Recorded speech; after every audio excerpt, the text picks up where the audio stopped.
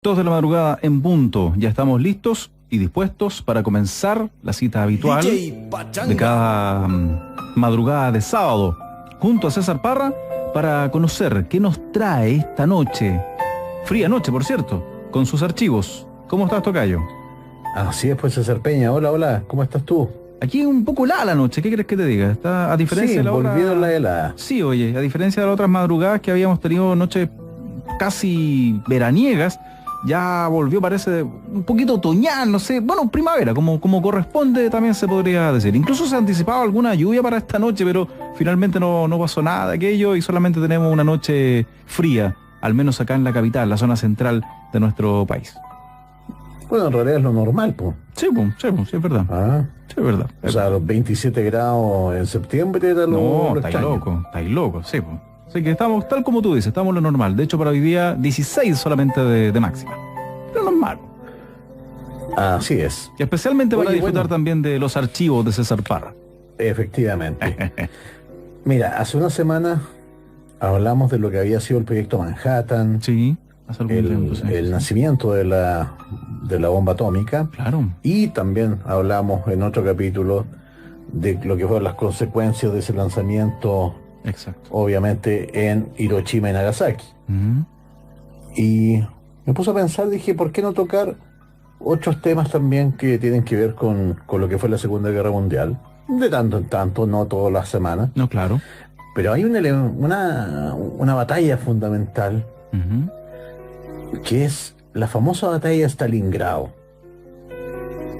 que, bueno, para la cultura popular la gente la va a conocer como la que se muestra en la película Enemigo al acecho, Ujú. Enemigo a las puertas, con Jude Law, Ok. que fue una película muy, muy famosa, debe tener sus 10, 12 años.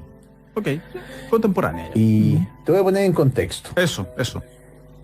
Partamos, bueno, la Alemania nazi.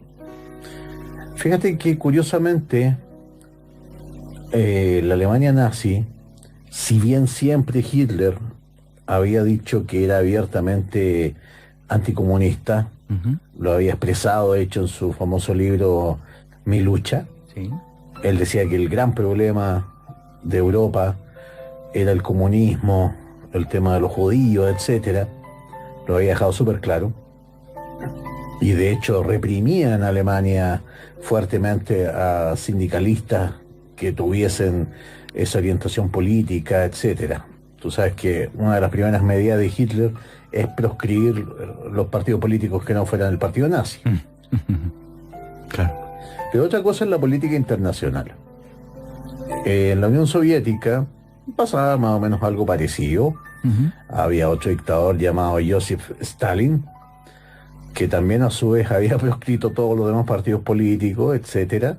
Mm. Y bueno, ante el desconcierto de todos los demás partidos comunistas del mundo, Claro.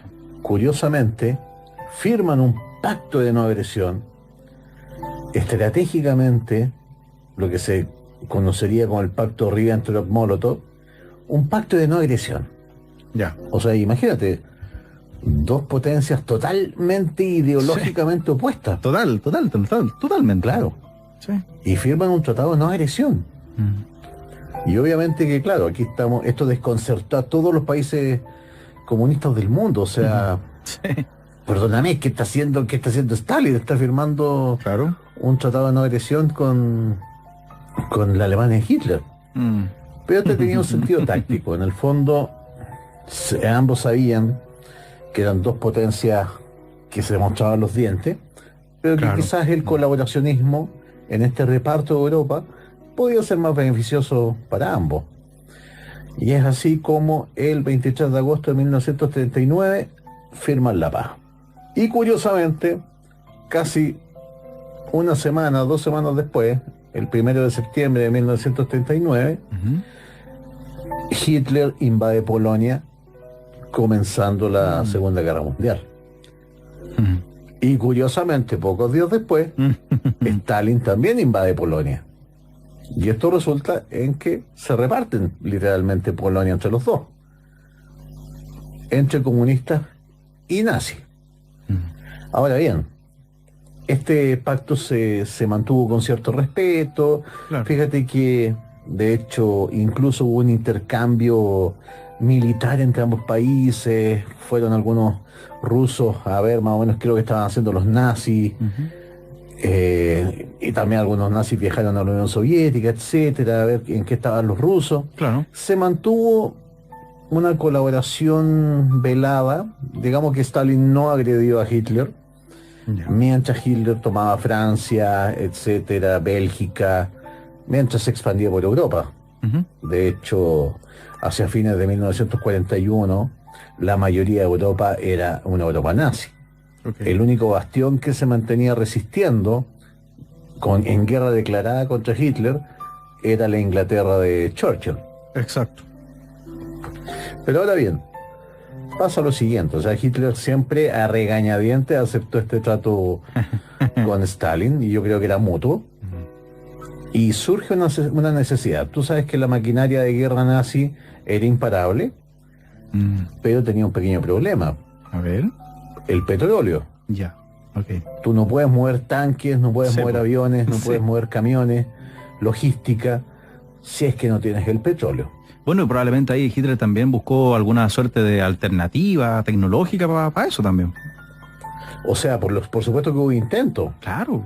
por supuesto que hubo intento, o sea, podríamos dedicar otro... Claro, la tecnología aquí a ahí. César Parra Eso es enorme. a las mucho, raras mucho. formas tecnológicas que Sí. buscó tanto Inglaterra como Alemania para suplir sus carencias.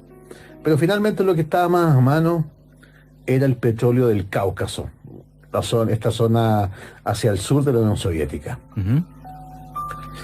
Y así como, de modo unilateral, Hitler invade en lo que se llamaría la Operación Barbarroja, Ujú. la Unión Soviética.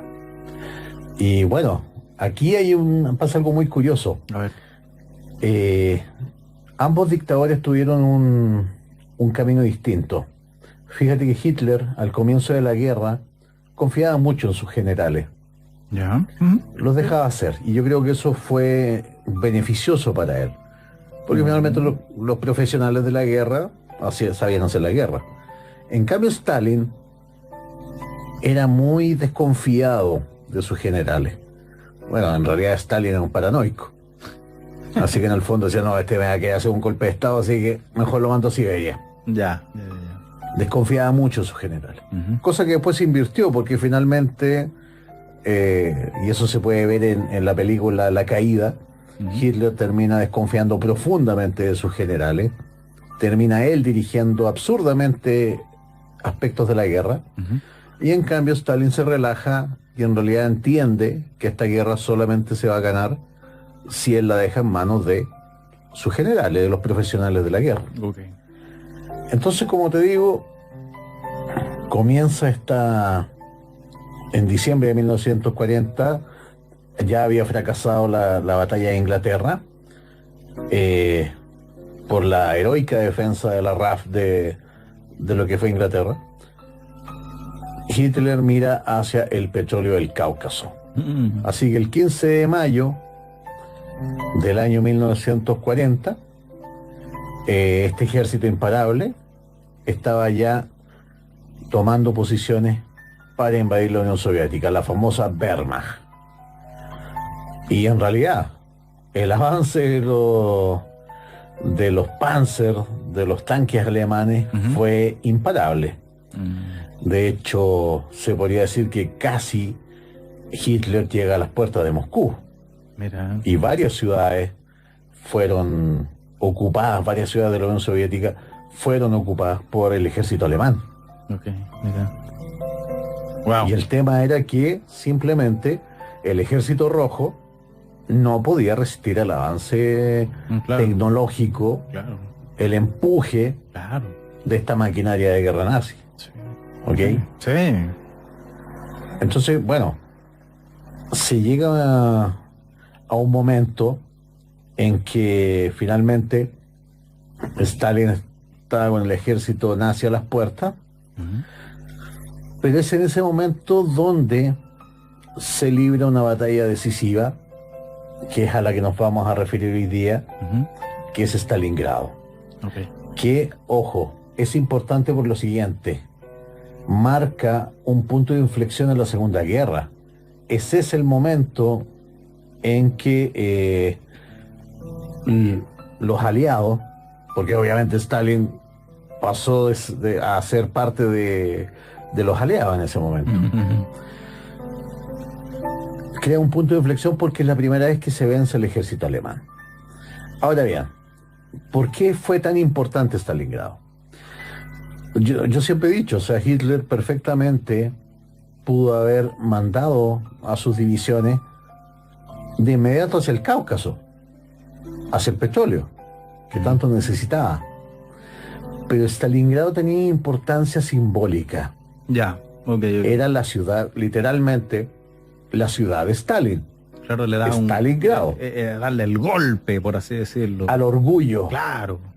Era lo que se buscaba, porque, a ver, en esos momentos, Stalingrado era el chiche de la Unión Soviética. Era una ciudad, a ver, imagínate como Concepción. Estamos hablando de una ciudad de unos 600.000 habitantes. Ya. Con una vida muy ordenada. De hecho, era como el ejemplo de lo que la Unión Soviética quería para el resto de los países del mundo o para el resto de su propio territorio. Entre comillas, como una ciudad modelo, por así decirlo. Una ciudad, justamente, eso. Era una ciudad modelo.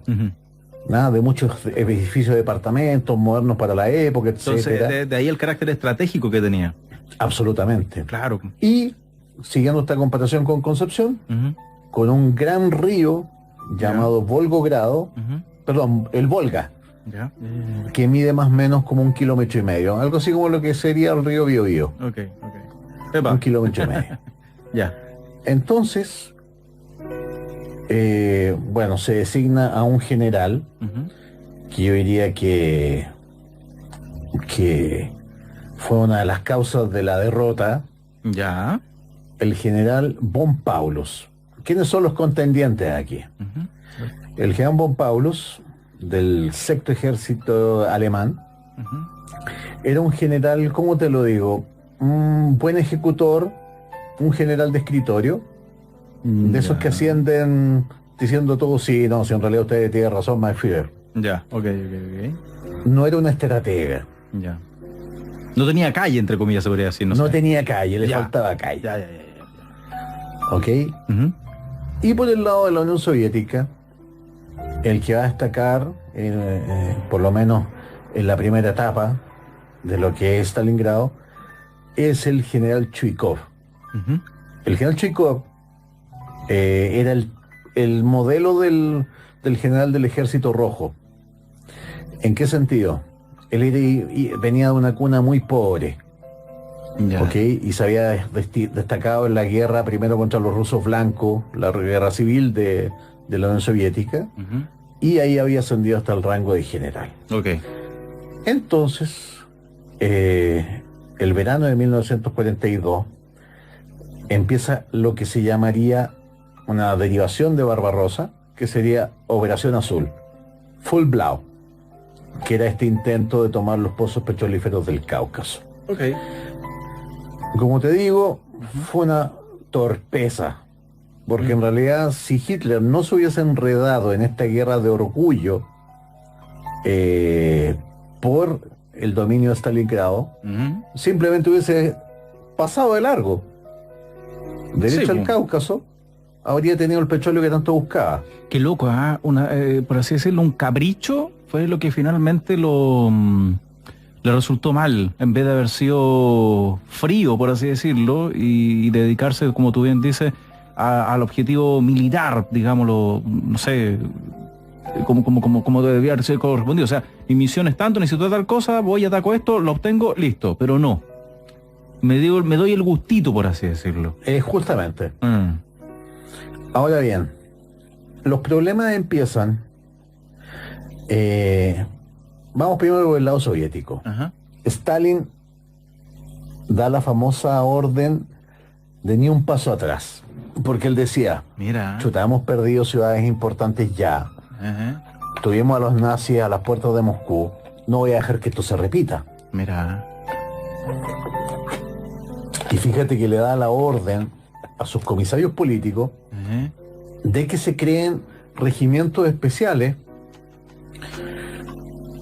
para, si algún soldado desertaba Chuta. o retrocedía, Ya. o incluso más, si algún oficial ordenaba una retirada o retrocedía, Ya. era fusilado en el acto. No, mentira, oye. Así va a ser. O sea, o moríais o te mataban los nazis o te matamos nosotros. O sea, me iba a morir sí o sí prácticamente. Claro. Chuta. Así que en el fondo... Bueno, entre comillas, guerra. Lo peor de la y humanidad. lo otro, hasta ese momento, Ujú. el comunismo, que venía desde la Unión Soviética, Sí. pugnaba por una especie de internacionalismo. A lo que voy es, no importan las fronteras del mundo, lo importante son los obreros del mundo. Ah, Obreros mira. del mundo unidos. Mira, ya, ok. Y cambia ese discurso en Stalingrado Ujú. por la defensa de la madre patria, la defensa de Ya. la madre Rusia.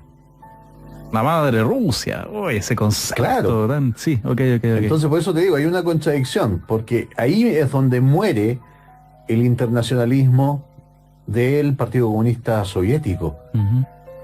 Y se reaviva este concepto de la madre patria, de los grandes héroes patrios de Rusia, etcétera. Se rememora lo que serían en su momento las batallas que se sostuvieron contra Napoleón, qué sé yo, etcétera. Se reavivan todos esos héroes que hasta ese momento estaban olvidados. Sí, porque la cosa era el pueblo, los trabajadores. Era claro el internacionalismo de la clase obrera. Eso, sí, pues. Pero como te digo, perdona, me está encendiendo un cigarro. Sí, este no puede ser más el living, ¿eh? Genial. Yo estoy con un café acá, tranquilo, todo maravilloso. Nos Buena falta- conversa. Bueno, tú te estás con ventana y yo la ventana me da al edificio, así que no veo nada. Claro. Entonces, como te decía, Ujú. eso por el lado de los soviéticos. La doctrina de Stalin de ni un paso atrás. Por el lado de los alemanes, a ver, ¿cómo te lo digo? El ejército alemán tenía un método de combatir, que era el famoso Blitzkrieg, Ujú. ¿ok? Mm. Que era básicamente, a ver, ¿qué vamos a hacer con Bélgica? Primero, arrasamos con la Luftwaffe, con la aviación, bombardeamos todo, objetivos militares, civiles, nos da lo mismo, y después lanzamos los tanques apoyando la infantería sobre esta tierra arrasada. Oye, toca, hay un paréntesis muy cortito. ¿Te das cuenta lo brutal por los dos lados? Recién tú decías, atacamos todo, no nos importa, civiles, militares. Por el otro lado, lo que hablabas recién de pelear hasta la muerte, si no me mata un alemán, me mata a mi mismo bando. ¡Wow! La presión Sí, pues. para esos soldados, ponte tú, los que finalmente están ahí, la tropa, como se le llama. La presión de mañana vamos a la batalla y ¡wow! La presión con la cual dormían, no sé, a la cual iban marchando para llegar al campo de batalla. ¡Wow! Así es. Uno trata por un segundo tal vez ponerse en los zapatos de todos esos jóvenes también que, no sé, murieron simplemente y quizá a nadie le importó nomás, murió nomás. Claro. Qué loco, oye. Entonces, bueno, eso es lo que diferencia la Segunda Guerra Mundial de todas las demás guerras. O sea, ahí comienza el concepto de crímenes contra la humanidad. Claro, claro. Y yo te digo, de ambos bandos. O sea, Eso, de ambos bandos. a diferencia incluso de la brutalidad de la Primera Guerra Mundial, que también fue brutal, Sí. no se tocaba a la población civil, o muy pocas veces se agredió a la población civil. Claro. Pero aquí era una guerra de arrasarlo todo. Que, bueno, en realidad había empezado unos años antes de lo que había sido la Guerra Civil Española. Por primera vez se bombardearon pueblos con gente que no tenía nada que ver con la guerra. Bueno. Entonces, como te decía, ese es el esquema de guerra alemán. Bombardeadas y después avanzaba la maquinaria de guerra apoyando la infantería. Pero este esquema no resultaba en Stalingrado, po. ¿Por qué? Porque, bueno, de hecho se hizo, A todo esto, ojo, se me Sí, olvidó sí, sí. comentarte un dato súper importante. A ver. Esto no es como, a ver, no es como decir alemanes contra soviéticos, no es tan sencillo. Ok. Tampoco eso es tan sencillo. Ujú. Porque, por ejemplo, hay regiones de la Unión Soviética, como Ucrania, Ya. que recibieron a los nazis como libertadores. Mira, O sea, al fin nos van a zafar del comunismo, weón. mira. Claro. Ya. O sea, nadie puede desconocer que hubo regiones de la Unión Soviética que recibieron a la Wehrmacht como libertadores. Mira. Y muchos se entregaron sin pelear. No, ok, te sigo, te sigo. O sea, Por entre Stalin fin, y y no sé Hitler me qué. quedo con Hitler. Claro, claro. Eso, por fin nos van a sacar de esta. Bueno, tú lo Claro, dijiste recién, sí. no es todo tan en blanco y negro. Mira. Y a su vez, por el lado de los nazis, Ujú. lucharon también en Stalingrado italianos por los nazis, Ujú. húngaros por los nazis, rumanos y croatas. Ok, mira. Mira. Así que también no es tan, claro, no es... como decirlo, tan blanco y negro. Exacto, no es tan blanco y O sea, negro. habían países Hay matices. que se habían plegado fácilmente al Tercer Reich, como Rumania, Ujú. y que estaban peleando también ahí en el lugar. Mm. Ahora bien, como te decía, ¿cuál fue el problema en Stalingrado? Llega la Wehrmacht y arrasan con la ciudad. Ujú. O sea, perdón, la Luftwaffe. Ujú. Llega la aviación alemana y arrasa Stalingrado. Deja una ciudad en ruinas. De hecho, se calcula Qué brutal, oye. En serio. que la cantidad de muertes de civiles, porque a todo esto la orden de Stalin era nadie sale de Stalingrado. Ningún civil sale de Stalingrado. Oye, qué loco. Mueren 30.000 personas en el bombardeo de la aviación alemana. Ujú. Y ojo, te digo que estos crímenes fueron de ambos bandos. O sea, ya casi al término de la Segunda Guerra Mundial, Inglaterra, Ujú. más por Mm. desquite que por otra cosa, Ya. bombardea una ciudad hermosísima como era Dresden, en Alemania, Ujú. por un tema no estratégico, y bombardean a la población civil, y ahí se cuentan 25.000 muertos. Civiles en su mayoría. Me acordaba, bueno, también un poquito para apoyar lo que hablábamos hace un rato, la brutalidad de la guerra. Me hiciste recordar cuando, por lo de la bomba atómica, un general ahí decide no atacar Kioto, me parece que era la ciudad, porque había pasado las vacaciones ahí. O sea, wow, claro, en ese momento en que deciden qué ciudad atacar, ni siquiera atacar, qué ciudad destruir. Y es como, no, porque me caen bien, no por... Wow, qué increíble que el destino de cientos de personas están en manos de alguien y por tincada mata a gente o no. Claro, Qué increíble, oye. no sea así, Sí, lamentablemente. sí. Y por eso, insisto, es a partir de la Segunda Guerra Mundial que se Claro. crea el concepto de crímenes contra la humanidad. Claro. Bueno, Vamos. entonces, Ujú. la Wehrmacht hace su trabajo, arrasa, como te digo, la Luftwaffe hace su trabajo, bombardea Stalingrado, la deja en ruinas, Ujú.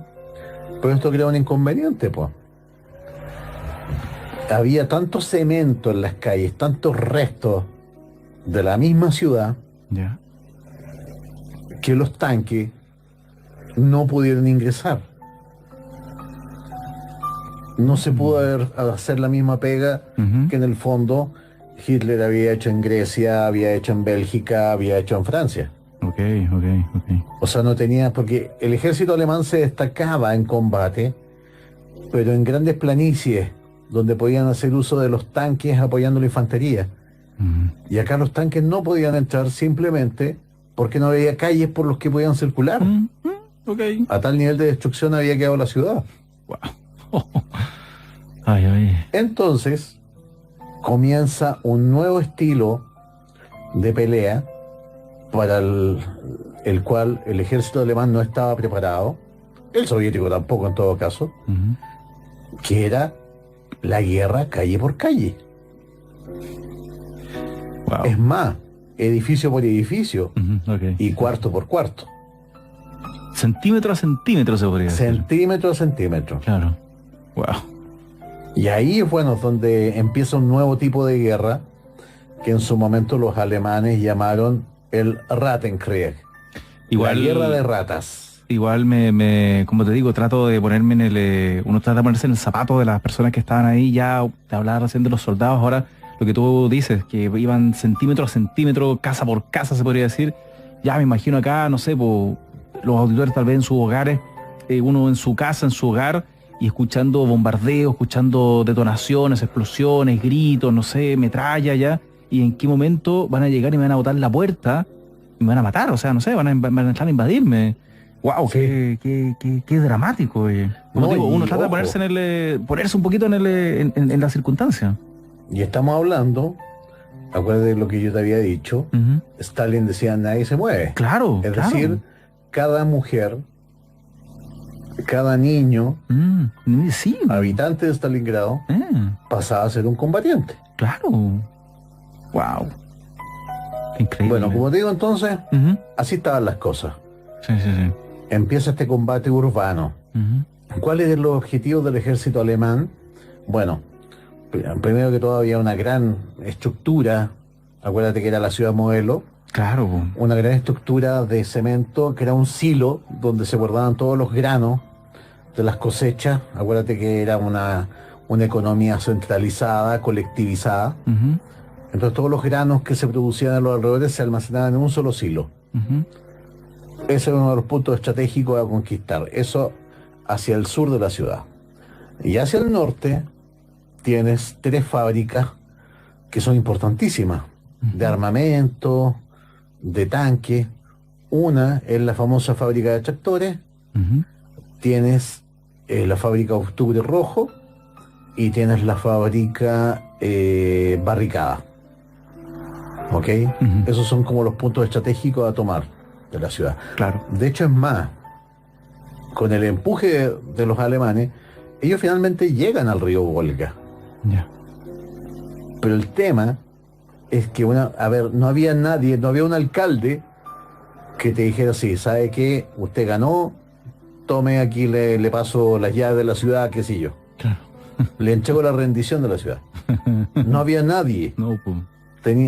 Podía plantar la bandera nazi, pero no había nadie ante quien rendir la ciudad. Porque estaban todos escondidos preparando Sí, el po. contraataque. Sí, pues. Y es ahí donde empiezan a tomar importancia otro tipo de armamento. Primero que todo, empiezan a ser vitales para ambos bandos, especialmente para el soviético, Ujú. los francotiradores. Ya, ok. O sea, esta va a ser una guerra, una batalla totalmente distinta de francotiradores. Entonces, y además tienes una ciudad en ruina. Sí. Dígase, Mm.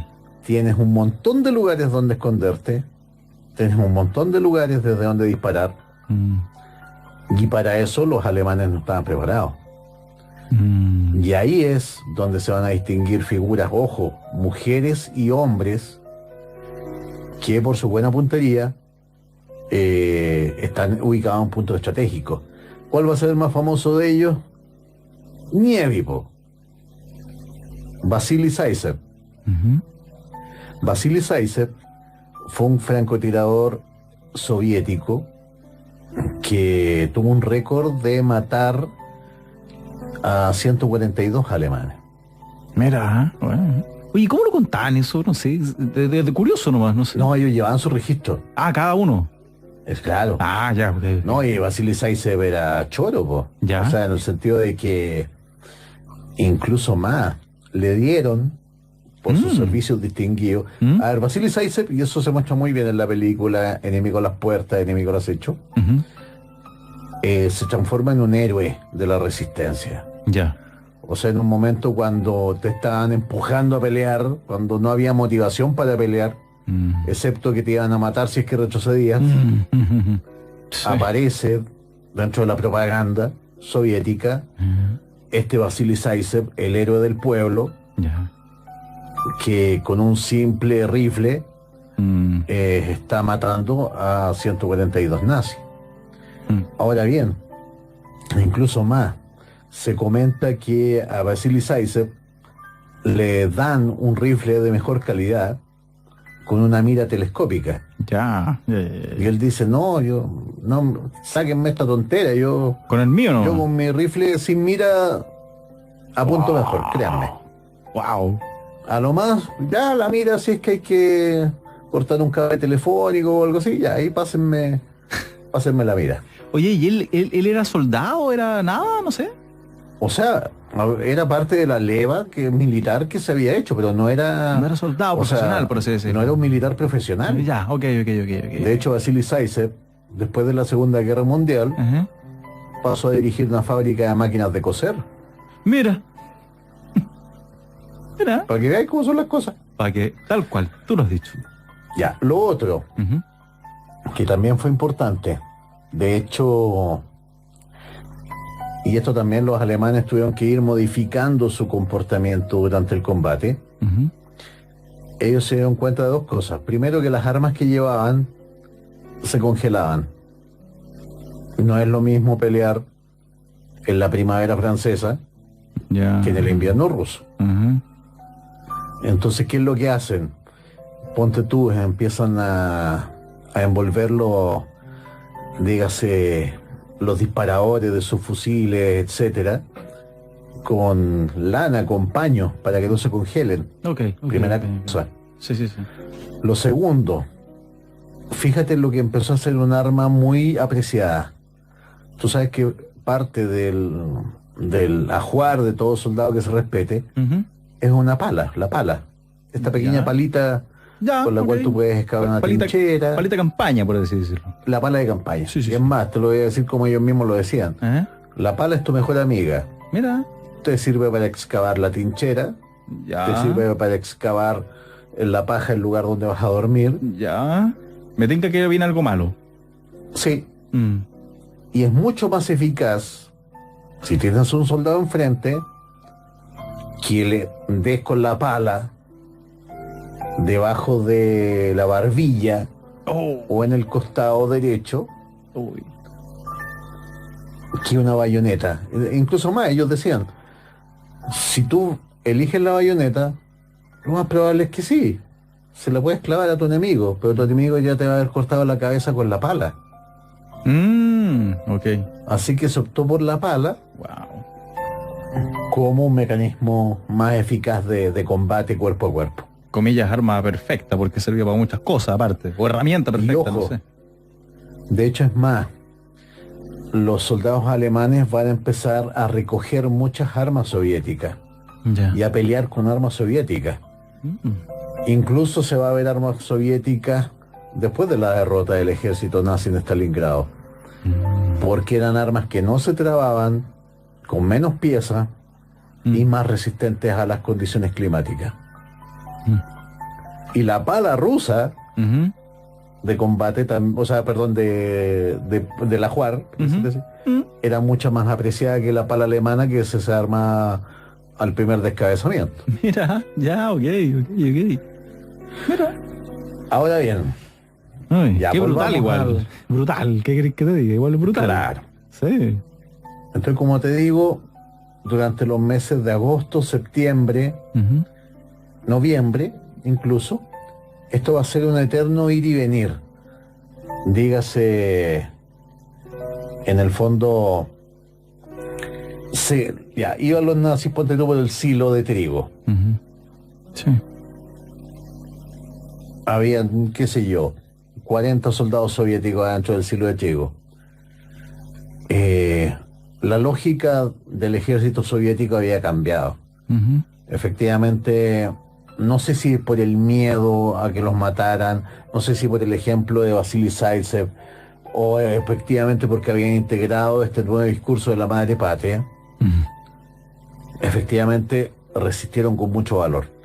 De hecho, un soldado alemán comenta, en el primer intento de tomar el silo de Stalingrado, que literalmente decía, preferiría enfrentarme a demonios del infierno que volver a pelear contra soviéticos en el cielo de Stalingrado.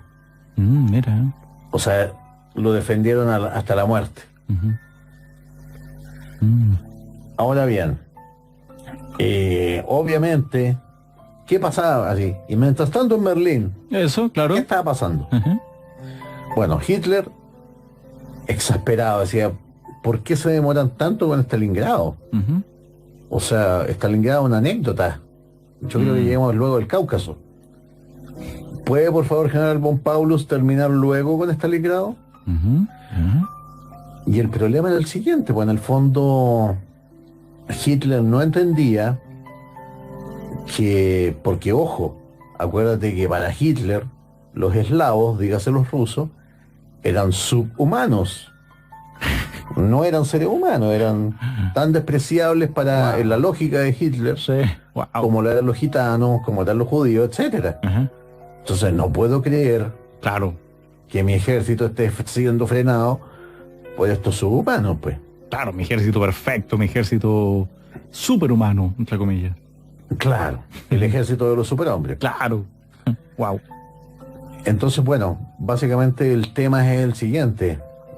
Paulus le dice, el tema es que no hay ante quién rendirse. O sea, a ver, esto iba,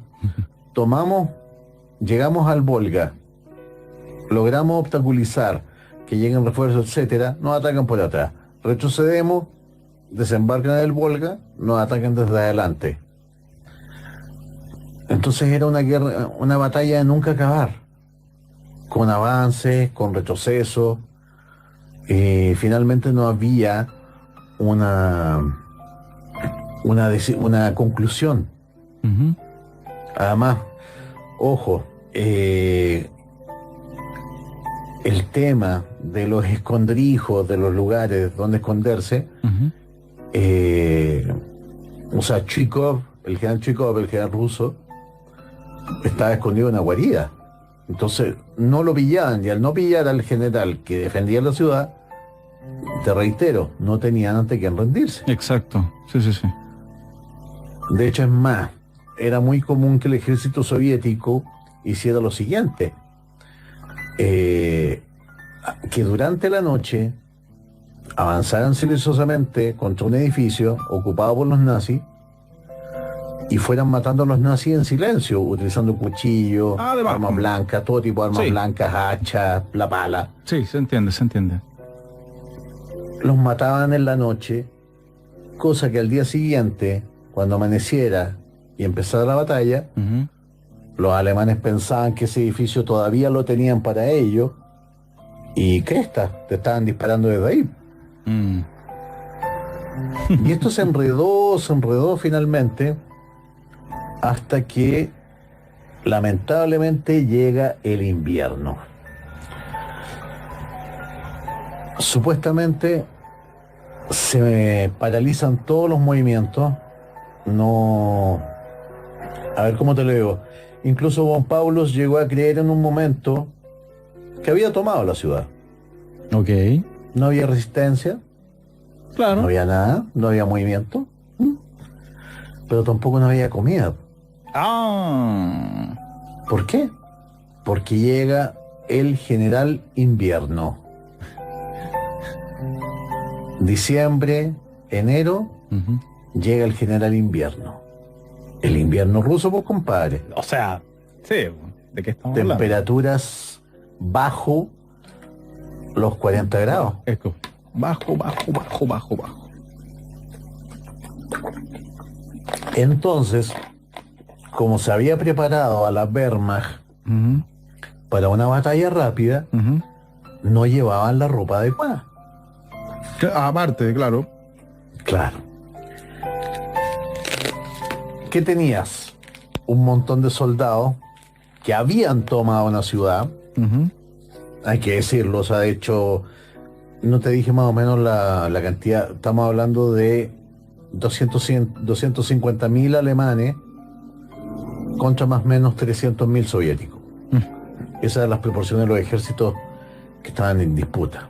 Pero acuérdate que yo te dije también cada mujer y cada niño de Stalingrado se convirtió en un espía, en un soldado, Sí. etcétera. Sí. Entonces, bueno, en un momento von Paulus dice, al parecer tomamos la ciudad. Pero ¿sabe qué, my Führer? Nos estamos muriendo de frío Ujú. y no tenemos comida. Claro. O sea, una batalla que no debió haber durado más de 2 semanas, ya se está alargando por 3 meses. Hitler le prohíbe moverse de ahí a von Paulus. Usted se va a quedar ahí. Hoy tienes movimiento ya. Sí. Bueno, tú sabes, po. Hospital de campaña enfrente. Sí, sí, sí, se escucha una alarma también. Entonces viene el drama de... Tenemos la ciudad, pero no tenemos comida. Claro, terrible. A todo esto, ojo. Ujú, La Unión Soviética, a un costo brutal, ujú. ¿cómo te lo digo? Todo lo que era, a ver, campesino que había en la Unión Soviética, tenía la orden de quemar granos, todo, etcétera, y replegarse. Ya. Es ya. decir, que los alemanes se quedaran con el terreno que quisieran, pero no iban a encontrar comida. Mm, Entonces la única posibilidad de que el ejército de von Paulus resistiera en Stalingrado era efectivamente que un puente aéreo de comida. ujú. Ahora bien, el tema es que a esas alturas ya Hitler no tenía ni el petróleo Ajá. ni la capacidad industrial para un puente aéreo. O sea, el ejército, un ejército de 250.000 soldados, para que tenga sus 3 raciones de comida al día, involucra que tienes que enviar por lo menos 200 toneladas de comida al día. Mm, Entonces, ¿qué es lo que pasa?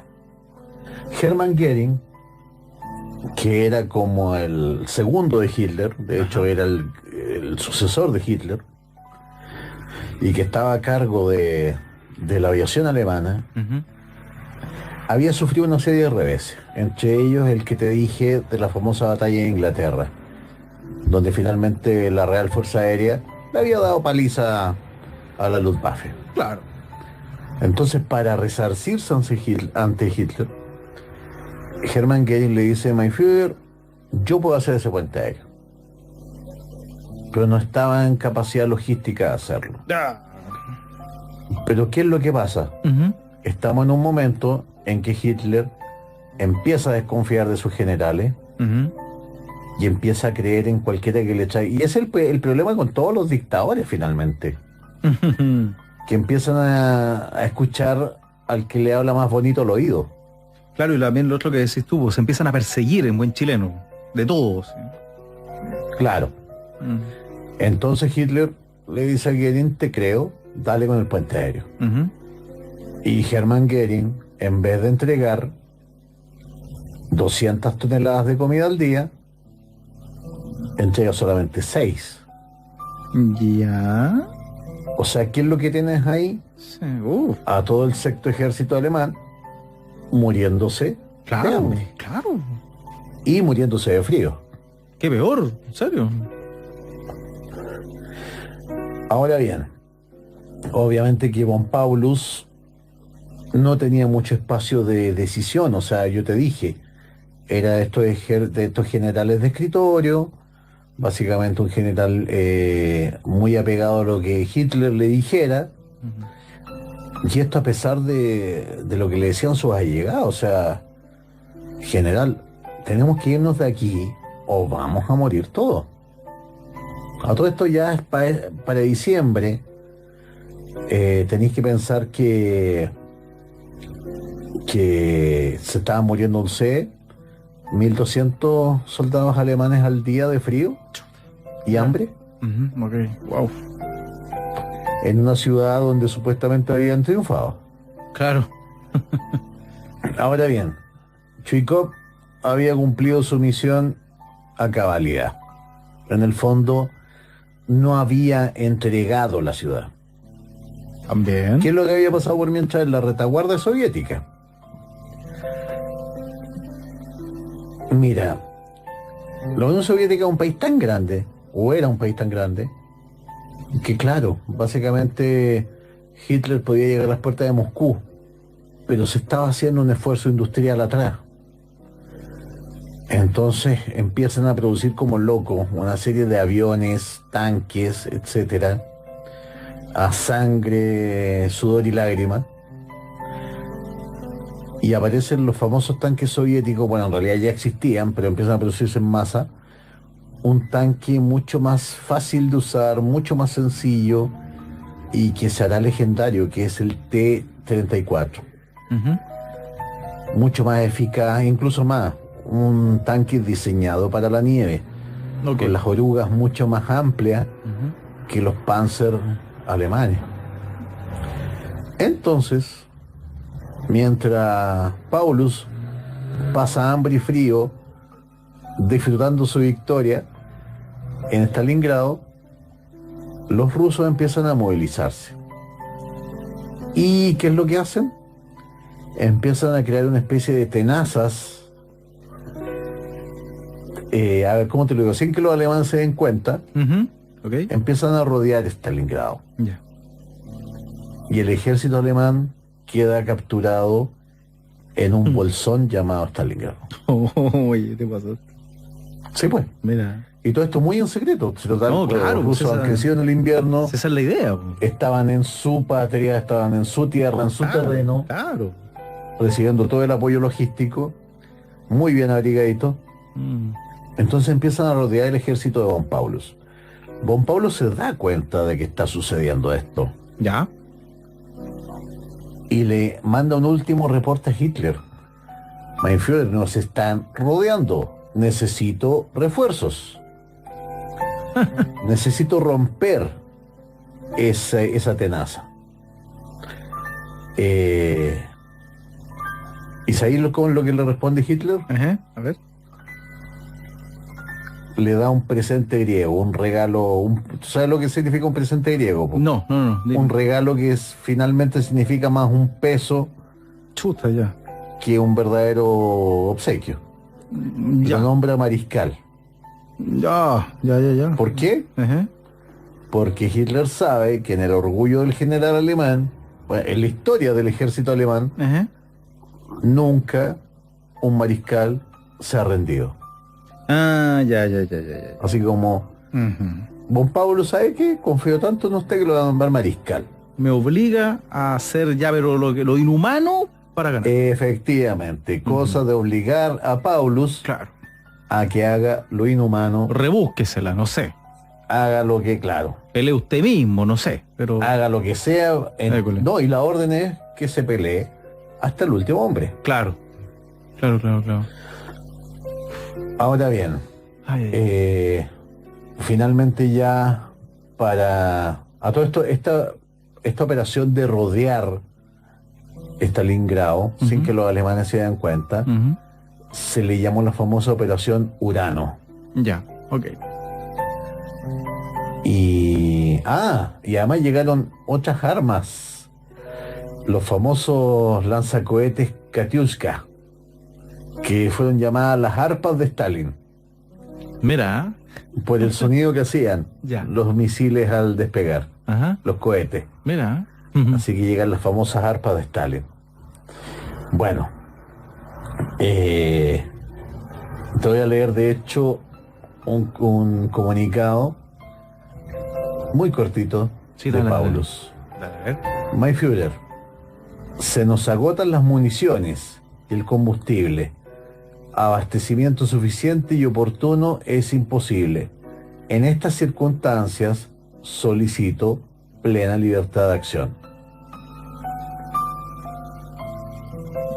Y no se escucha, padre, nada. No había respuesta. Ya era mariscal en ese momento. Claro. Ya. Arréglesela solo nomás. Entonces. Arréglesela solo. Sí. Usted es mariscal. Así que bueno, a esa altura ya era cuestión de tiempo. De hecho, ya hacia el 8 de enero, los soviéticos realizan un estrechamiento del perímetro. Primero que todo, y esto fue un golpe terrible, porque esto ya cortaba el paupérrimo puente aéreo que Hermann Göring le había prometido a Hitler, el de las 6 toneladas diarias. Capturan el único aeródromo que servía de conexión del pobre general von Paulus con el mundo exterior.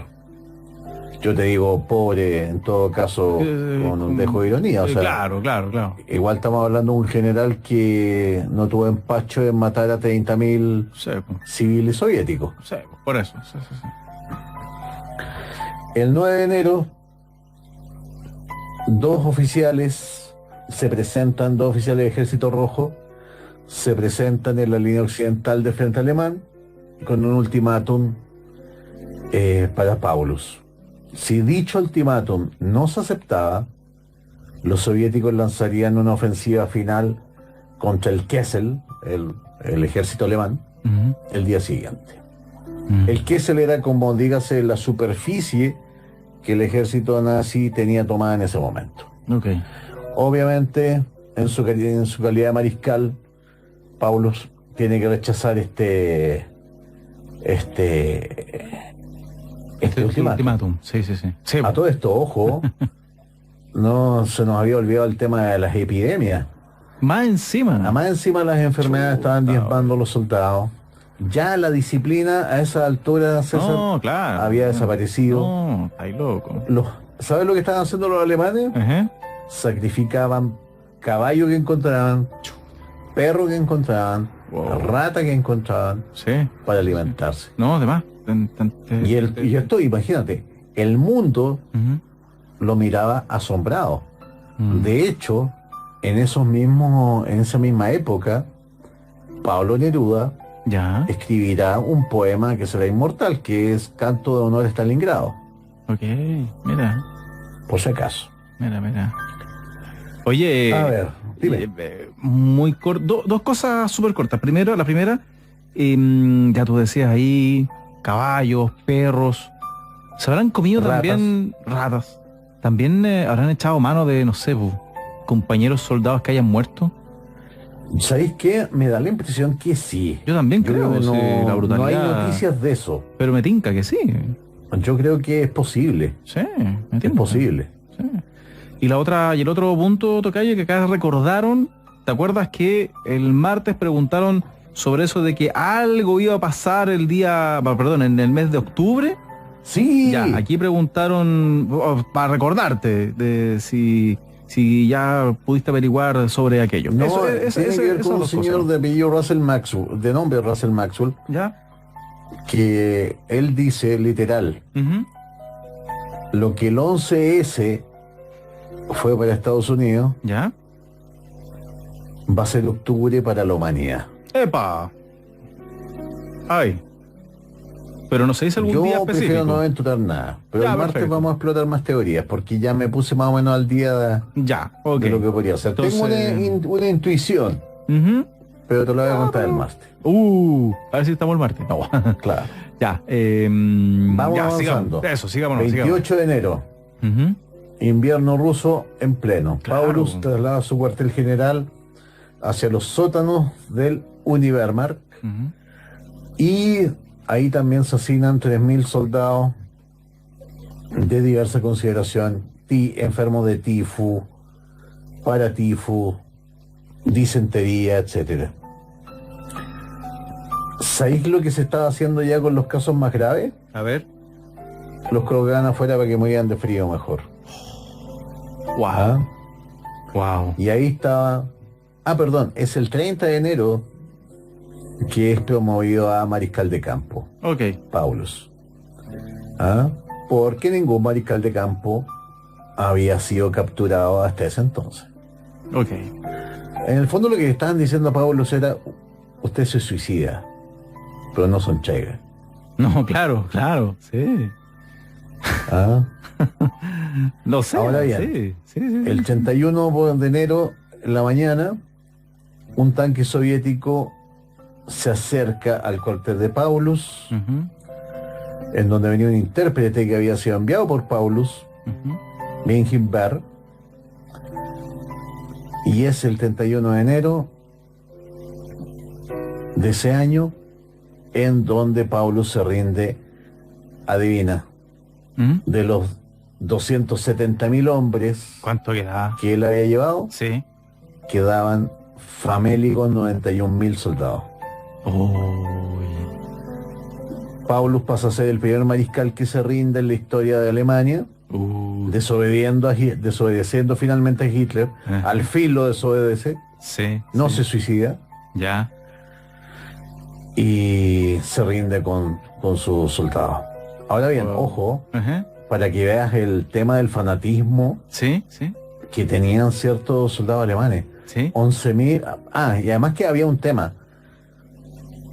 Igual con la reconquista de Stalingrado por parte de las tropas soviéticas, Sí. los soldados alemanes habían sido separados en dos bolsones, por decirlo así. Ya. Y el bolsón sur, Ujú. que eran 11.000 soldados alemanes, Eso era un poco más siguieron fanático, peleando eso. hasta el final. Claro, claro. Y recién en marzo, Ajá. los soviéticos acaban con los últimos reductos. Wow. Y esto lo cambia todo, pues, Claro, César. claro, claro. Esta derrota, ver a este mariscal en estas cintas de blanco y negro, Ujú. con su cara pasmada, Destruido, no sé, derrotado. una no mezcla sé.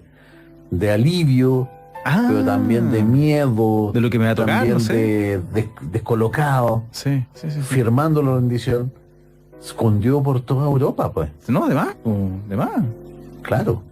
O sea, y por primera vez, él, entre comillas, desde tuvo que que había comenzado, él tuvo que haber respirado cuando Hitler cae, po. Así como me salvé, entre comillas, o no sé, tampoco. después vamos a ver lo que pasó con Pablo. Dale, Ya, dale. el tema es el siguiente, o sea, esto cambió el curso de la guerra. Sí. O sea, el esfuerzo soviético, y esto hay que decirlo, o sea, Ujú. para la historia, esto dio vuelta a la tortilla y de hecho los soviéticos, ahora, más encima, con un afán de venganza y ya con una, ¿cómo te lo digo? Un cambio de ser actitud. forzados a pelear. Y un cambio de actitud totalmente, Un probablemente. cambio de actitud total, de École, ser claro. forzados a pelear con el riesgo de ser fusilados por sus propios comisarios políticos, Ujú. pasan a ser una fuerza arrolladora Claro. que va a llegar hasta Berlín. La hicimos así, Y- no sé, no. Claro, o sea, ojo, es la bandera de la Unión Soviética claro. la que es la primera en flamear en Berlín. Claro. Según hecho. Claro. Y se tiende a pensar que el mayor esfuerzo de guerra, porque sí nos han mostrado en las películas, etcétera, Ujú. lo hicieron Estados Unidos o Inglaterra. Pero en realidad los que se llevaron el peso de llegar hasta Berlín es la maquinaria soviética. O sea, nos muestran los que llegaron a pisar la tierra, pero no destacan al que abrió la puerta al principio, o sea, al que tuvo que abrir el camino, por así decirlo. Claro, Sí. absolutamente. Sí, sí, sí. A ver, esto significó obviamente que también Hitler nunca llegara al Cáucaso, Ujú. que no tuviese petróleo, Claro, claro. y esto obviamente que significó que por mucha maquinaria de guerra que tuviese disponible, No tenía cómo tenía ocuparla, con qué Sí, pues. alimentarla. Claro. Oye. Y Wow. fíjate que nació de ahí una frase Ujú. en los generales soviéticos hasta el final de la guerra, Ya, comillas, sí. el tiempo es sangre. Oh. No puedes perder tiempo Mm. en una guerra, Wow. porque son soldados los que mueren No, y claro. pierdes. Claro. ¿Qué otras cosas te puedo contar? Oye, ¿y Uf, qué mira. pasó con el mariscal? Bueno, lamentablemente, Ujú. Paulus sobrevivió a la guerra Sí, ok. y tuvo la suerte de volver a Alemania. Alemania en 1952, Ya. casi 10 años después. Pero en la zona, acuérdate que después de la Segunda Guerra, queda Alemania Occidental y Oriental. Él Ujú. quedó viviendo en la parte oriental. Ya. Bueno, Zhukov, el Jan Zhukov ruso, Ujú. que había sido el responsable de la operación Urano, Ujú. de este envolvimiento, obviamente reclamó para sí el éxito de Stalingrado, Ujú. pero obviamente todos los créditos fueron para Chikov. Yo invito a la gente a que busque imágenes de Vasily Chuikov. Y Chuikov era un tipo desgreñado, despeinado, Ya. pero lo veí y era un soldado. Ya. A toda línea, sí. Ok, O sea, no, ok. este tipo no nació para otra cosa. La pará, ¿cómo se dice? Claro, tiene la vara del sol. Además que era muy querido por sus tropas. Ah, mira. Porque el tipo, si bien era intransigente, Ujú. pero era el que pasaba un soldado como hasta usted, etcétera, comía el mismo rancho que los soldados, Ah, no hacía mira. distingo, etcétera. Ya. Comía, si había que comer carne de caballo también, él comía carne de caballo. Ya. Estaba con la tropa, como se dice. No tenía no tenía un medio distinto. Ya. Bueno, y como te digo, obviamente esto significó un cambio de actitud. Si no es por Stalingrado, Stalingrado es uno de esos hechos de que habría cambiado el curso de la humanidad. Si Stalingrado hubiese caído, lo más probable es que el poder de Hitler se hubiese acrecentado. Qué loco, oye. Sí, de hecho fue tan emblemático que, por ejemplo, el rey Jorge VI de Inglaterra le regala a Stalingrado una espada forjada especialmente en su honor. Te reitero, Ok, mira. en el canto general, nuestro querido Pablo Neruda escribió el poema Canto de Amor a Stalingrado, que fue recitado por él por primera vez el 30 de septiembre de 1942. Ok. Y él después hace un nuevo Canto de Amor a Stalingrado en 1943, celebrando ya la victoria. Claro. Mira. Para que veas la influencia cultural Sí, oye. que tuvo esta batalla en lo que fue la Segunda Guerra Mundial, el desenlace de la Segunda Guerra Mundial, y en la visión que se tuvo de la Unión Soviética como superpotencia después del término de la Segunda Guerra. Oye, nos deja, al menos por mi parte, Tocayo, nos dejas ahí tarea pendiente, buscar YouTube, no sé, muchos documentos históricos que hay imágenes, tú lo decías ahí en blanco y negro, incluso algunas en color, respecto de todo esto, imágenes reales, o sea, más allá de películas y todo aquello, hay imágenes reales de todo lo que o parte de lo que nos has relatado hoy día, así que hay para uno para traer para la casa, buscarlo a través de YouTube aquello. Sí, pues espero que te haya agradado este archivo y al pueblito archivero le haya gustado. Sí, como siempre, así como que... te digo, en el fondo tenía ganas hace tiempo de hablar de Stalingrado. ¿No? Bien. Más allá de la posición política que uno tenga, No, claro. todos somos antinazis, creo. Sí, oye, y como te decía, la semanal cuota de historia que nos entregas con estos archivos, Tocayo, que es lo que se agradece mucho, de verdad, mucho, porque de repente, como siempre te lo digo, o sea, uno ubica o conoce los hechos históricos macro, entonces tú nos cuentas detallitos que hacen que uno le ponga atención a ciertos pasajes de la historia y por ende eso finalmente hace que te interiorices más. Y eso es lo bueno finalmente. Así es, mi querido César Peña. Te agradezco tus palabras. Y bueno, nosotros nos reencontramos el próximo martes en Pueblo Fantasma. Y a la gente recordarle, si tienen algún drama esotérico, Eso. si tienen fantasmas en la casa, www.exprofeso.cl, contacto@exprofeso.cl, y ustedes ya saben, estoy presente además en César Parra Comunidad TV. Eso. De martes a viernes, hablando de temas esotéricos y de otras hierbas, desde el fanpage ahí en Facebook. Exactamente, Tocayo. Y nosotros, como tú lo decías, nos reencontramos ya madrugada de miércoles, claro, con el Pueblo Fantasma. Así es, y ahí vamos a comentar un poquito más lo de Jordan Maxwell. Dale. El tema de qué va a pasar en octubre. Yo te voy a dar mi teoría. Dale. Genial. Eso. Ahí vamos a estar. Que tengas buen fin de semana, Tocayo. Cuídate mucho. Gracias, César Peña. Lo mismo para ti también. Vale. Bien. Que esté bien. Chau. Chau. Y hasta aquí dejamos la cita semanal con los archivos de César Parra, siempre a través de ADN. DJ